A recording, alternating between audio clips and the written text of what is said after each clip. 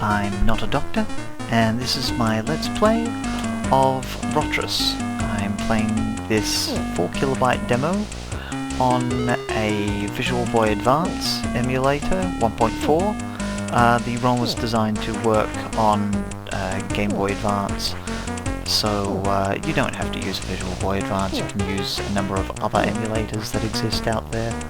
This is just what I'm using today. Okay, by now you've noticed the disorientating background, the yellow and blue spirals.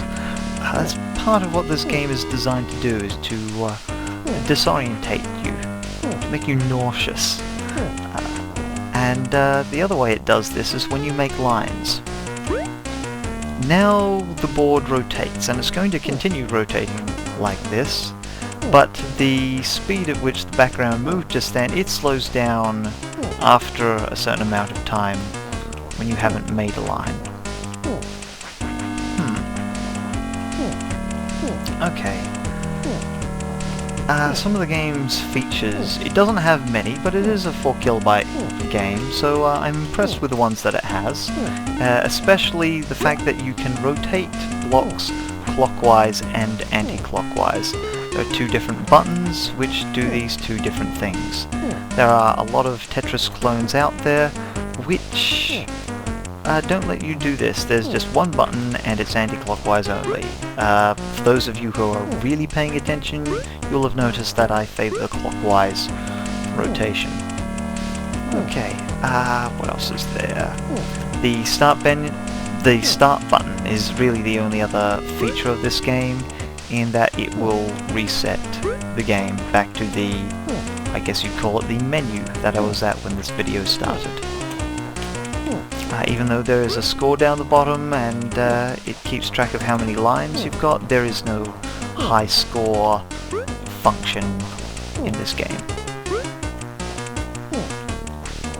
The color scheme seems to be taken from Microsoft's Tetris, the version of Tetris that came out with Microsoft's Microsoft Windows Entertainment Pack. I believe that's the official name for that.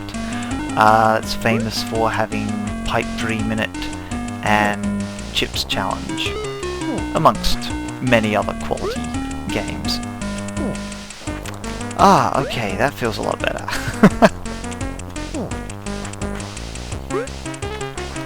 What else is there to talk about with this? It's a simple little game. It's free. I will be posting links below where you can find and download this. By now you will have seen in the background that the blue has completely given away to various shades of purple. This is because purple and yellow clash and it becomes just a bit more visually jarring, just a bit more distracting to stop you from putting a piece down exactly where you thought you were.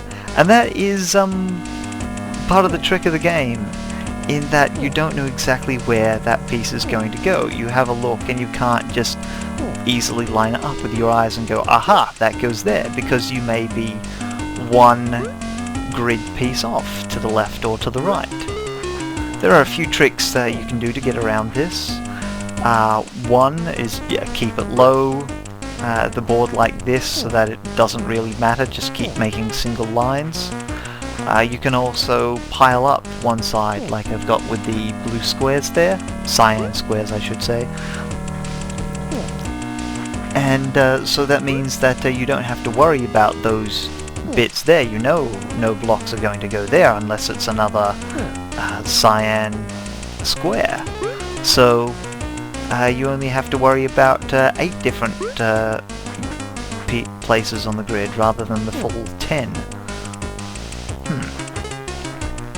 Another trick you can do is by slamming a piece, moving a block quickly to the left or right so it's up against the wall, and then checking down below at where it should go, so you know how many places off the wall you need to take it to put it perfectly. This means that if you've counted correctly down the bottom, you'll get your piece in the right place every time. It's hard to actually talk about that. It's kind of reflex now, so I can't really demonstrate that. I'm so sorry. If you notice I'm doing it, if you notice I put a piece against the wall and then slowly bring it out until where it needs to go, that's me doing it there. But I'm sorry I haven't caught myself doing it.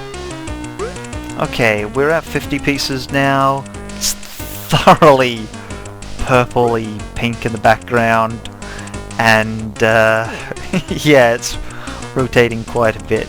I'm not sure if the pieces are moving faster. I definitely notice at about 80 lines that the pieces do come down faster. And at 64 or 65 lines, the board is going to do a complete loop-de-loop.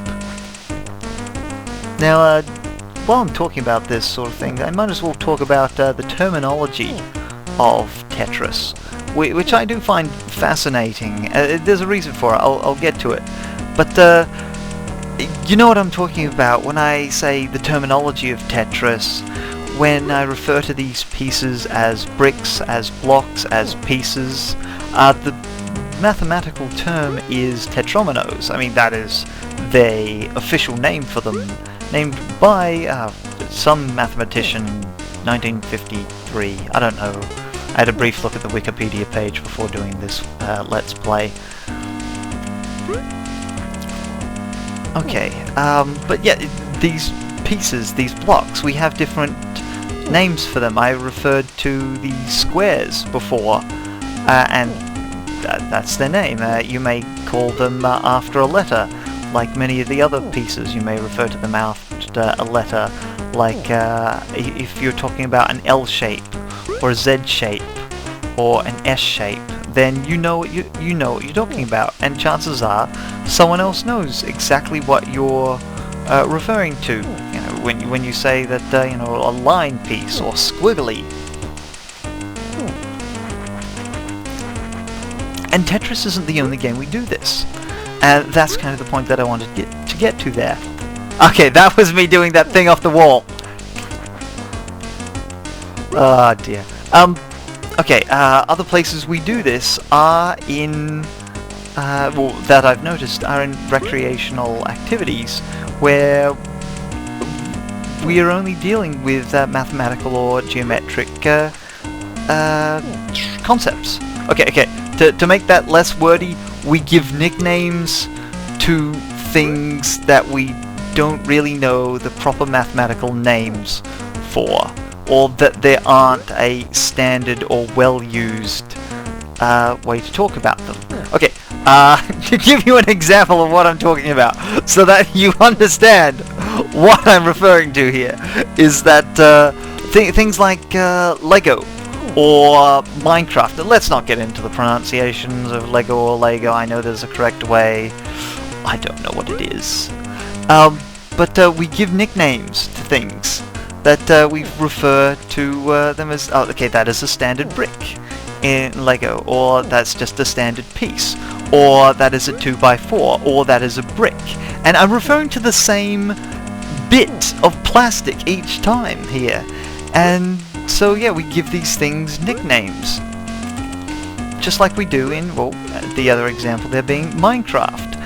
What someone refers to as diamond, although they do have official names now, what someone refers to as diamond may be another person's mithril.